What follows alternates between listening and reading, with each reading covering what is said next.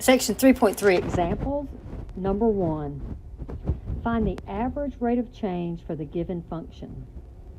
So the formula for the average rate of change is f of b minus f of a over b minus a. And what we're doing here is we have 2 points where the input values are a and b, and the output values are f of a and f of b,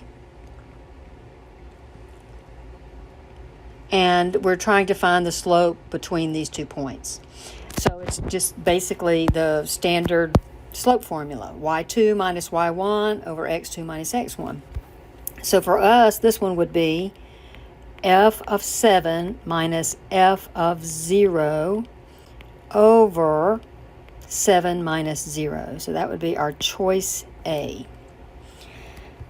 So what we have to do is find f of 7 and f of 0. F of 7 would be 7 squared plus 6 times 7. So that's going to be 49 plus 42, which is 91.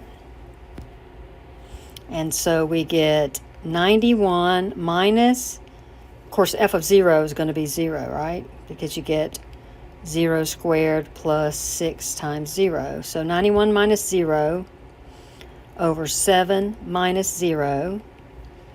91 sevenths. Take a calculator or get the answer, 13. So the average rate of change of f of x over 0, 7, that is from x is 0 to x is 7, is 13. Example number 2, we're still finding the average rate of change, so it's going to be from x is 0 to x is 6, it's going to be f of 6 minus f of 0 divided by 6 minus 0.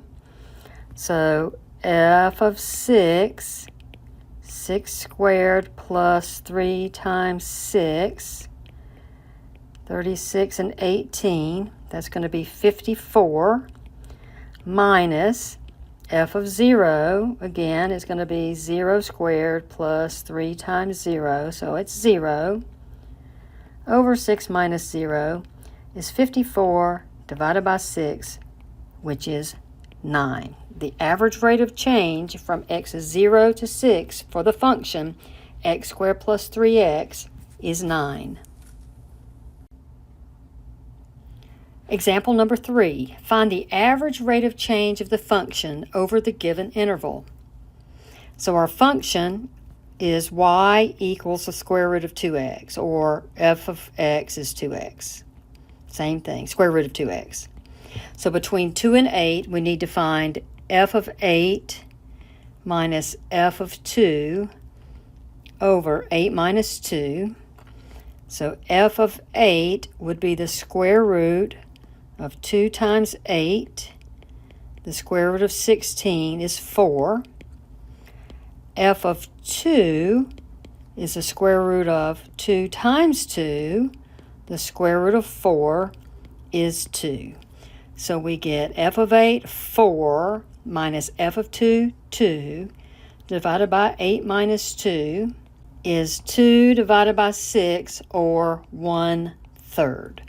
So the average rate of change of y, or f of x, if you will, between x is 2 and x is 8 is 1/3. Example number 4. Find the average rate of change of the function over the given interval. This time we have y is the square root of 4x plus 1 between x is 2 and x is 6, so it's f of 6 minus f of 2 over 6 minus 2. So f of 6 would be the square root of 4 times 6 plus 1. The square root of 25 is 5. So that's going to be a 5 minus f of 2 would be the square root of 4 times 2 plus 1. That's the square root of 9. which is 3. So 5 minus 3 over 6 minus 2, that gives me 2 over 4, which reduces to 1/2. So the average rate of change of y, the function y, between x is 2 and x is 6 is 1/2. Example number 5, y equals e to the x. Well, the first thing I want to say here is don't be intimidated by the base e. E is a number like pi, and everybody remembers pi is about 3.14, but pi is not exactly 3.14. Pi is the circumference of a circle divided by its diameter. But usually when we encounter it in a problem, we don't worry about the meaning of pi. We just remember that it's about 3.14. And of course, we have a pi key on our calculator as well, and that gives us the exact value of pi when we do calculations. Now, e is a lot like pi. E is approximately 2.71 if you do just 2 decimal places. The place where we get e is we look at the limit as x goes to infinity, and you've seen limits now, of this expression, 1 plus 1 over x to the x. And if you let x get bigger and bigger and bigger and bigger, you will see that this is going to about 2.71, and so we call that e. And of course, it's got an infinite number of decimal places after that. So don't be freaked out when you see e. It's just 2.71, just like pi is 3.14, approximately. So I've got to do f of 0 minus f of -4 over 0 minus -4. So f of 0, so we've got y equals e to the 0, and any base to the 0 except 0 is 1. If you're not sure about that, do it on your calculator. Do second natural log, that's where you'll find the e. It will give you e to the, and an open parentheses. You put a 0 in there, and it's going to tell you that it's 1. Okay, so that's going to be 1 minus. Now, f of -4 is going to be y equals e to the -4.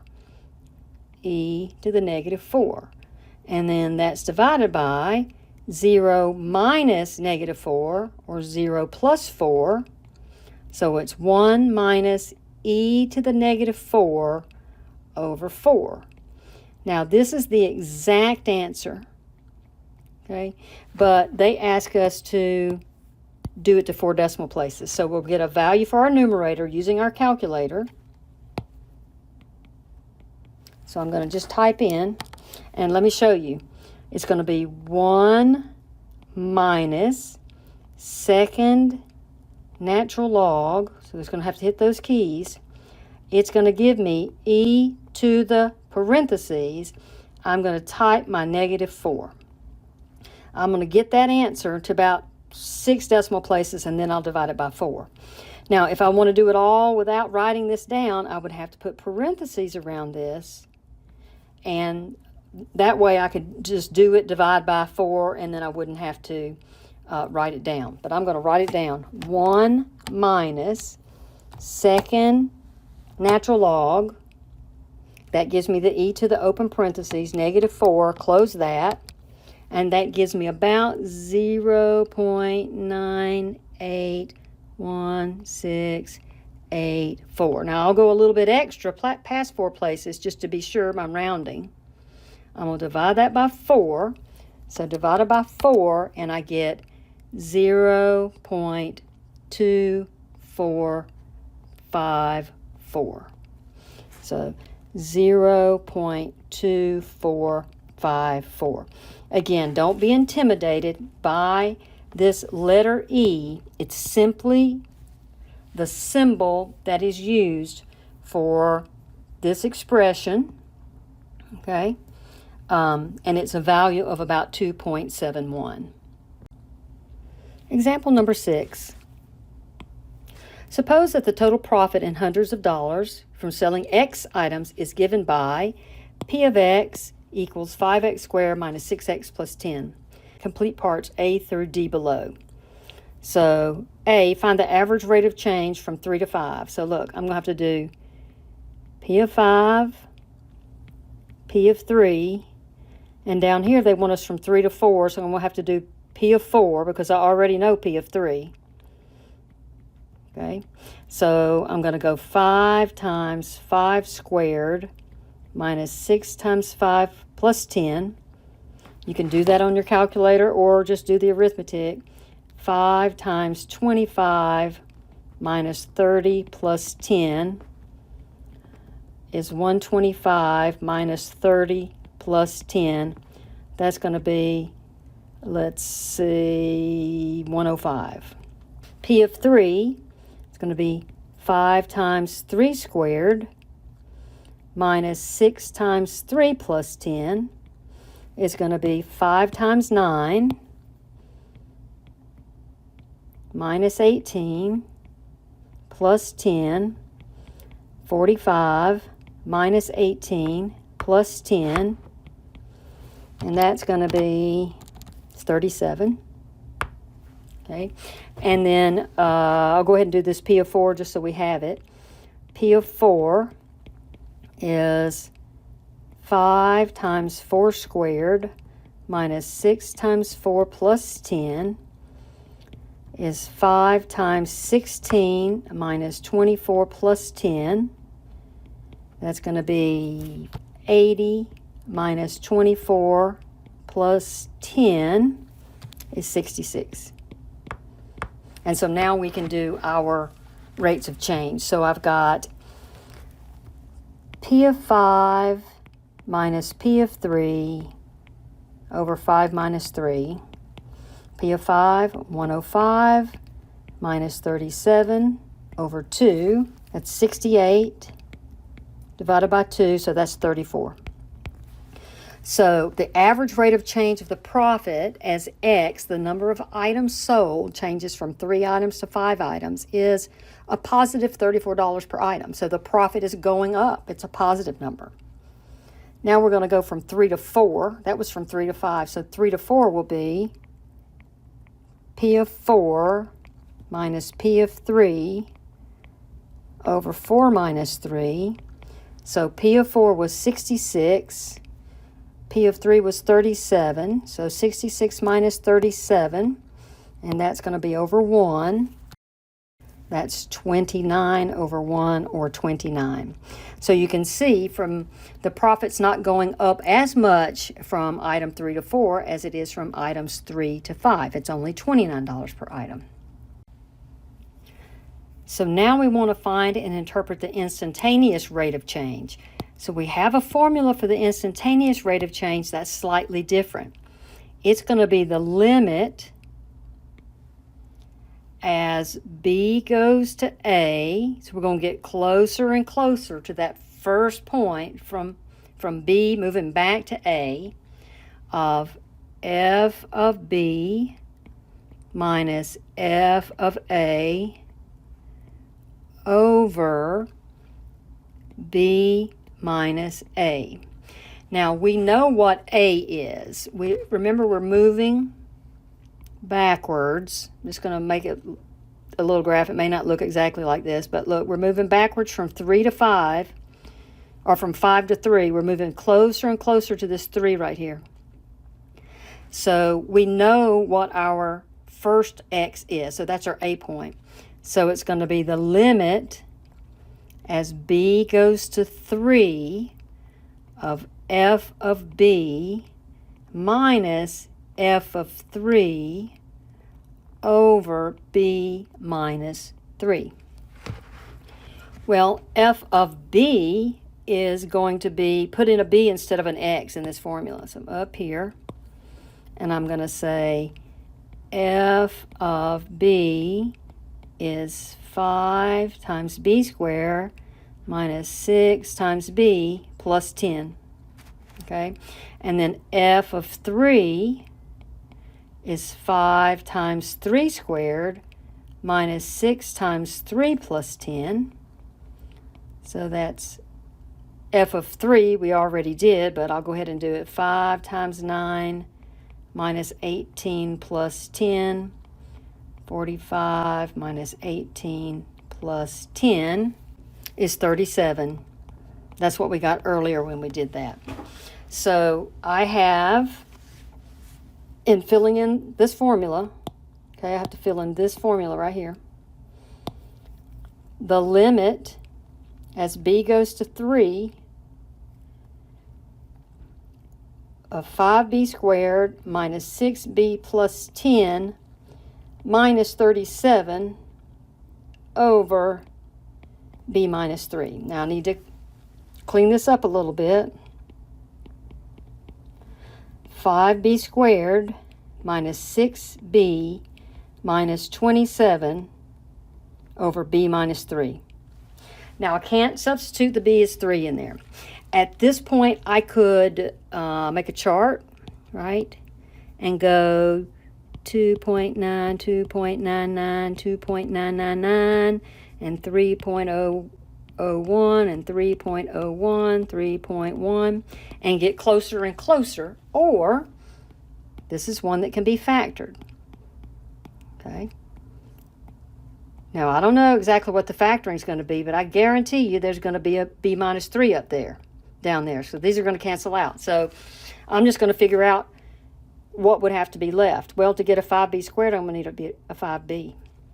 And to get a negative 27, I'm going to need a plus 9, right? Now, let's FOIL that and see. That's 5b squared. That's right. That's a minus 15b and a plus 9b. That's a minus 6b. And a 9 times a 3 is a negative 27. So work strategically, knowing that we're going to have to cancel those out, and that'll help you to find that other factor. So I have the limit as b goes to 3 of 5b plus 9.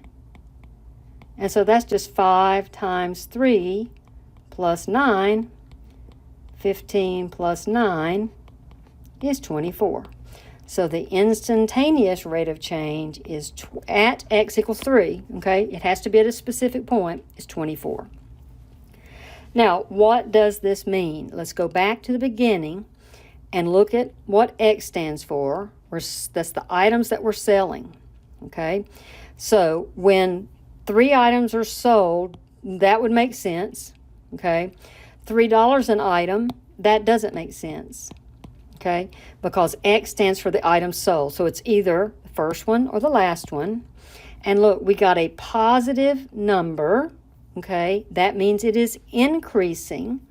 Okay, increasing because we got a positive slope there. And the profit is increasing at a rate of $24 per item. Okay. So that's how we will have to do that. Now, there is a shortcut coming up, and we'll learn the shortcut when it's appropriate, but we need to work it out this way at the moment. So let's do one more of those. The marginal profit at x is 5. So got to do the same thing. We got to do the limit as b goes to 5 this time of f of b minus f of 5 over b minus 5. So that's going to be the limit as b goes to 5. That's going to be 5b squared minus 6b plus 10. Now I need to find f of 5. I'm going to go up here this time and just find it. Let's see. We got f of 5 was 105. So that's going to be minus 105 over b minus 5. So that's the limit as b goes to 5 of 5b squared minus 6b minus 95 over b minus 5. And I'm going to be strategic again. I know I can't put a 5 in there, so they've made this where this will factor. If I need to cancel out that b minus 5, I need a b minus 5 up here. So that's got to be a 5b, and let's see, 95 divided by 5 is 19. That's going to have to be a plus 19. And so let's check to make sure this is right. We're going to get a 19 and a minus 25. So a 19b and a minus 25 is going to be a negative 6b. So that's correct. Those cancel out. So the limit, b goes to 5 of 5b plus 19 is just 5 times 5, and that's a 19, not a 9. Let me fix that.